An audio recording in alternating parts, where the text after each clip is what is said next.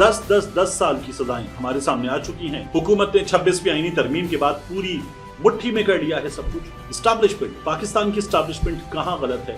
9 मई के इन मुकदमात के मामले में, 9 मई की हैंडलिंग के मामले में अदालतों को कहां किस तरह से इस्तेमाल किया गया है।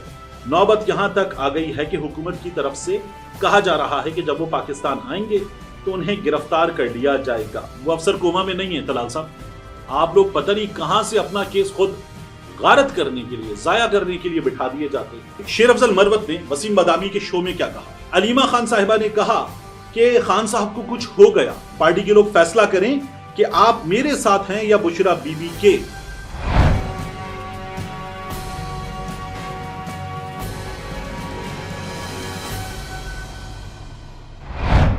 बिस्मिल्लाहिर्रहमानिर्रहीम, अस्सलाम वालेकुम। ये आपका अपना डिजिटल प्लेटफॉर्म है, मैं तारिक मतीन हूँ। वल्लाहु खैरुल माकिरीन, अल्लाह सबसे बेहतर तदबीर फरमाने वाला है, वही बचाएगा मेरे देश को बलाओं से जो बारिश में शजर से घोंसला गिरने नहीं देता, क्योंकि उसकी तदबीर तमाम तदाबीर की इमाम है। स्टैब्लिशमेंट, पाकिस्तान की स्टैब्लिशमेंट कहाँ गलत है? 9 मई के इन मुकदमात के मामले में, 9 मई की हैंडलिंग के मामले में अदालतों को कहाँ किस तरह से इस्तेमाल किया गया है, और पाकिस्तान की स्टैब्लिशमेंट इस वक्त जो चीजें हो रही हैं उनको अंजाम दिलवा रही है। तमाम तज्जियाकार और पाकिस्तान तहरीक इंसाफ के लोग ये स्टैब्लिशमेंट पर इल्जाम लगाते हुए बात कर रहे हैं। इन तमाम चीजों की बात करते हैं, और 10 साल की सजाएं हमारे सामने आ चुकी हैं, मजीद आने जा रही हैं।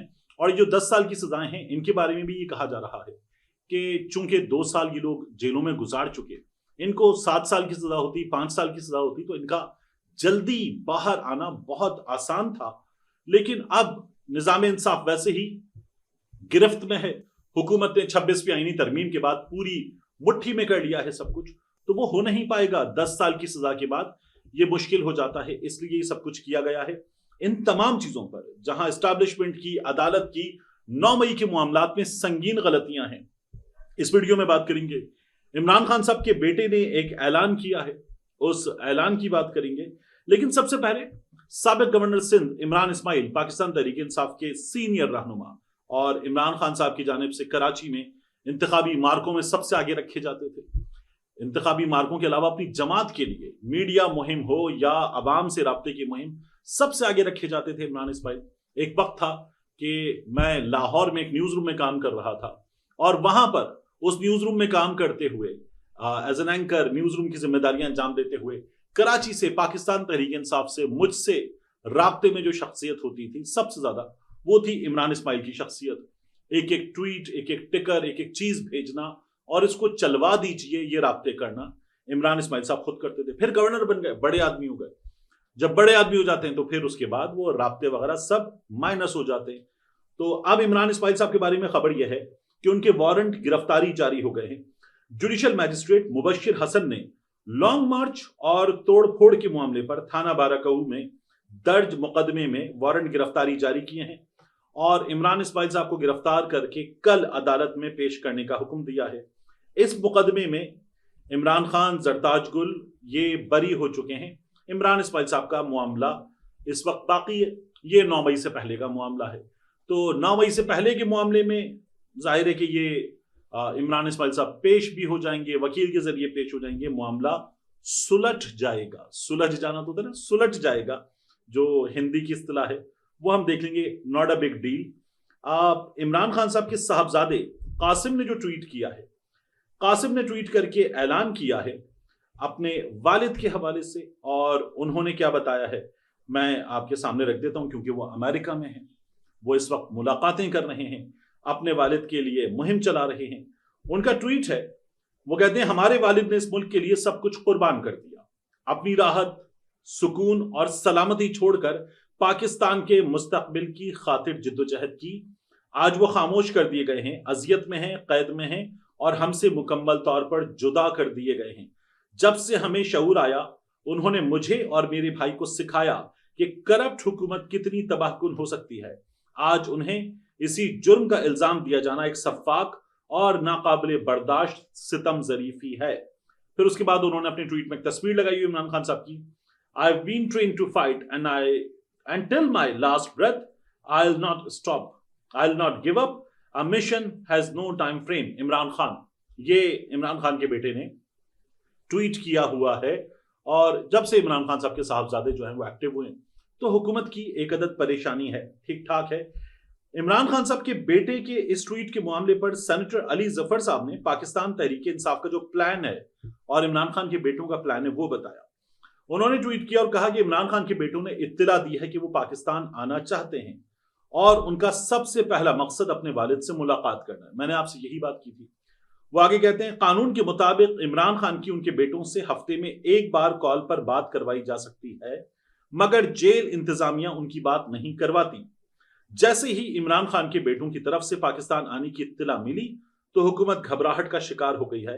नौबत यहां तक आ गई है कि हुकूमत की तरफ से कहा जा रहा है कि जब वो पाकिस्तान आएंगे तो उन्हें गिरफ्तार कर लिया जाएगा।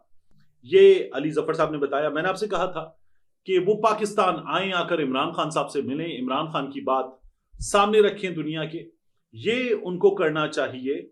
और ये जो मुहिम पाकिस्तान में चलाना है, फर्ज कर लीजिए कि एक ट्रक पे खड़े होकर लॉन्ग मार्च करना है या किसी धरने में बैठ जाना है, ये उनको नहीं करना चाहिए, मेरी राय है। इसलिए कि वो शायद नंबर ऑफ आई बॉल्स तो बहुत ग्रैब करेंगे, वो बहुत बड़ी तादाद में शायद लोगों को इंगेज करने के, बुलाने के काबिल होंगे, क्राउड भी पुल कर लेंगे, मगर वो क्राउड से इंटरेक्शन भी नहीं कर सकेंगे और वो पाकिस्तान से बाहर रहकर अपने वालिद का केस दुनिया के सामने रखना शायद इस सिलसिले में बेहतर किरदार अदा कर सकते हैं। मैं देख रहा था तलाल चौधरी साहब जो हैं, उन्होंने एक प्रेस कॉन्फ्रेंस की और कहा कि एक आईजी जिसकी 9 मई वाले रोज एक आंख जाया हो गई थी, वो कोमा में चला गया, अब तक कोमा में है। वो पुलिस ऑफिसर अब तक कोमा में है। तो ये पुलिस ऑफिसर जो थे, ये अली नासिर रिजवी थे।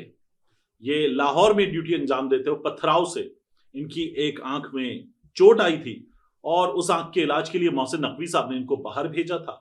मुल्क से बाहर गए थे, गालिबन कुछ 6-7 करोड़ की बात हो रही है, इनके इलाज पे खर्च हुए। अच्छा हुआ कि इनकी आंख वापस आ गई।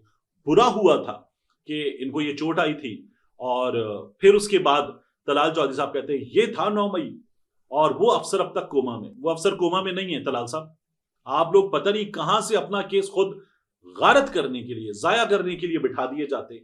जो आपको बिठाता है उसको भी समझ में नहीं आता कि आप लोगों के साथ करनी क्या है, आप लोगों को कहां इस्तेमाल करना है।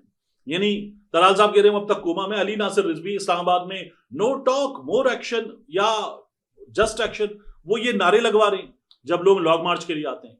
वो कह रहे हैं कि जी वो हमारा पुलिस वाला जो था वो इसलिए जान से गया कि लोगों ने मारा था, हालांकि उसके साथ शेलिंग की वजह से सांस घुटने का, दम घुटने का मामला पेश आया था। वो अली नासिर रिजवी साहब हैं, आईजी इस्लामाबाद हैं। तलाल साहब आपको पता ही नहीं है, आप पता नहीं क्या बता रहे हैं कि अब तक कोमा में। निकाल के लाए उसकी वीडियो जो अब तक आंख जाया हो जाने की वजह से कोमा में। तो तलाल चौधरी साहब सरासर गलत बता रहे हैं और अली नासिर रिजवी साहब ठीक है, अल्लाह का शुक्र अदा करना चाहिए। दूसरा, तलाल साहब उस रोज इमरान खान साहब की बहन ने यहीं मुझे इंटरव्यू देते, उसके अलावा भी कई बार बताया, उसके अलावा हमारे पास तस्वीरें हैं, सबूत हैं। पाकिस्तान तहरीक इंसाफ ने कुछ नाम भी दिए थे, तमाम नाम नहीं दे सके। उनका कहना था कि लोगों को घरों से उठाना, डराने धमकाने का सिलसिला शुरू कर दिया गया। लेकिन इमरान खान साहब की बहन ने मुझे यहीं इसी जगह इंटरव्यू देते हुए, पड़ा हुआ है मेरे यूट्यूब चैनल पे, बताया कि एक नौजवान को कोर कमांडर हाउस के बाहर गोली मारी गई थी सर में, उसका भेजा बाहर आ गया था। तो ये भी 9 मई को हुआ था। 9 मई को एक आंख जाया हुई थी, कुछ पुलिस वाले जख्मी हुए थे, ये सब कुछ हुआ था। लेकिन 9 मई को शहरी शहीद हुए थे, नहीं माना गया। और शहरियों के घरों में घुस के उनको डराया धमकाया गया, नहीं माना गया। फिर 26 नवंबर को गोलियां लगी थी, नहीं माना गया, साफ मना कर दिया गया कि नहीं लगी थी गोलियां। मेरे अपने पास वीडियोस मौजूद हैं उन लोगों की जिन्होंने बताया कि हमारे प्यारों को गोलियां लगी थी, नहीं माना गया। और अब आप अब भी ना माने, मतलब अदालत आपकी, हुकूमत आपकी, ताकत आपकी, तो आप ना माने कोई क्या कर लेगा। बात यह है कि आप जो लवाहिकीन है उनको डरा लेंगे, धमका लेंगे, इंटरनेशनल मीडिया का क्या करेंगे। हमें भी जब आप डराएंगे धमकाएंगे तो हम में से बहुत से लोग आपकी जबान बोलेंगे, लेकिन इंटरनेशनल मीडिया का क्या करेंगे। तो आप जो कर रहे हैं वो और कुछ नहीं है, सरासर ज्यादती है, झूठ बोल रहे हैं आप लोग। तो ये झूठ सामने रखना बहुत जरूरी होता है। इसके अलावा ये जो 9 मई के 10-10 साल वाले मुकदमात हैं, मुझे याद है आईजी पंजाब उस्मान अनवर साहब, उन्होंने एक प्रेस कॉन्फ्रेंस की और प्रेस कॉन्फ्रेंस करके तस्वीरें लगाई और कहा कि देखो जब इमरान खान के घर पे कार्रवाई हो रही थी तो उस वक्त जिन लोगों से फोन पे राब्ता था, जो पुलिस पे पथराव कर रहे थे, जो बाहर पुलिस के साथ नबर्द आजमा थे। तो पाकिस्तान तहरीक इंसाफ के रहनुमाओं के उन बाहर मौजूद कारकुनों से राब्तों की इतनी कॉल्स थी, गालिबन 154 का नंबर था, जो 8 मार्च को इमरान खान के घर के बाहर कारकुन मौजूद थे, उनसे राब्ते हो रहे थे, ये था नंबर। और ये जीएसएम कॉल्स थी, नेटवर्क पे कॉल्स थी, व्हाट्सएप कॉल्स की बात नहीं कर रहे थे। और आईजी साहब ने यह भी बताया कि फिर जब 9 मई हुआ तो वो कॉल्स जो सेम थी, जो रहनुमाओं की जानिब से कारकुनों को कॉल्स की गई, तो वो कॉल्स कितनी थी, क्या थी, सेम थे नंबर। तो आपने यास्मीन राशिद साहिबा की नंबर ऑफ कॉल्स, मियां महमूदुर रशीद की उनकी तरफ से कारकुनों को कॉल्स, कारकुनों की तरफ से उनको कॉल्स, मुबैना तौर पर आपने उसका भी नंबर दिखाया। फिर एजाज चौधरी का भी नंबर दिखाया, मियां असलम इकबाल का भी नंबर दिखाया।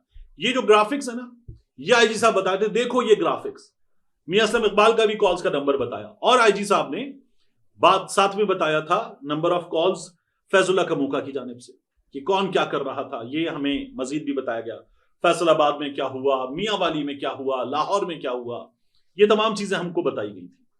तो आईजी साहब बात ये कि मुराद रास के भी आपने नंबर्स बताए थे, इस ग्राफिक्स में मुराद रास भी मौजूद है।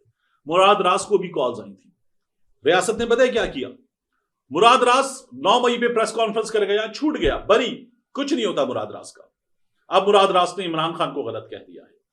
उसके बाद आमिर कयानी, उसके तो करप्शन के स्कैंडल की भी बात पाकिस्तान तहरीक इंसाफ के अपने लोग बताते हैं कि आमिर कयानी के करप्शन के स्कैंडल के मामला आमिर कयानी के सामने रख दिए गए थे, वो तो लोगों के सामने रखने चाहिए थे। तो आमिर कयानी बरी, इमरान खान के खिलाफ बोल के बैठ गया। फर्रुख हबीब बोल गया, फर्रुख हबीब बरी, छूट गया, क्लीन चिट, मुराद रास के लिए क्लीन चिट।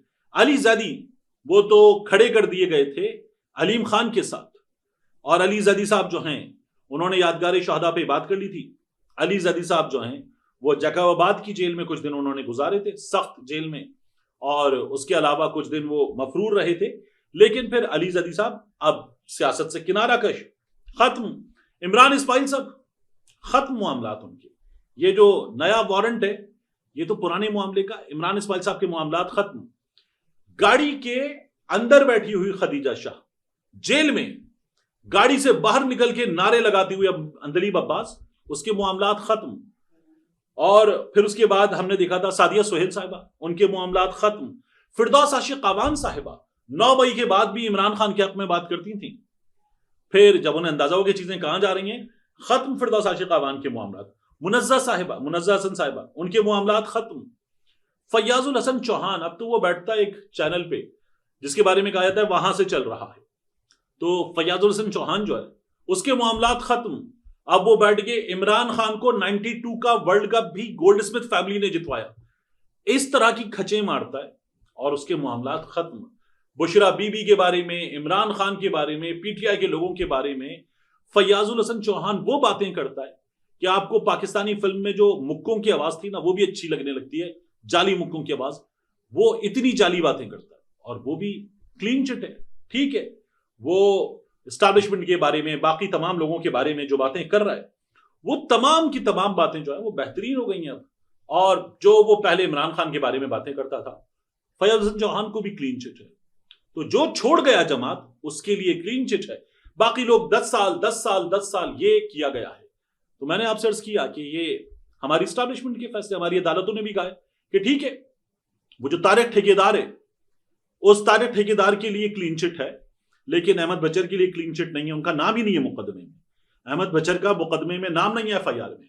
उसके बाद अहमद चट्ठा का एफआईआर में नाम नहीं है, बिलाल एजाज विर्क का नाम नहीं है एफआईआर में, लेकिन 10 साल कैद की सजा यास्मीन राशिद के लिए, एजाज चौधरी के लिए, मियां महमूद रशीद के लिए, उमर सरफराज चीमा के लिए 10 साल कैद की सजा। अभी मजीद लोगों की भी सजाएं आ रही हैं, इन मजीद लोगों को भी 10-10 साल कैद की सजाएं आ रही हैं, ये भी हम सुन रहे हैं।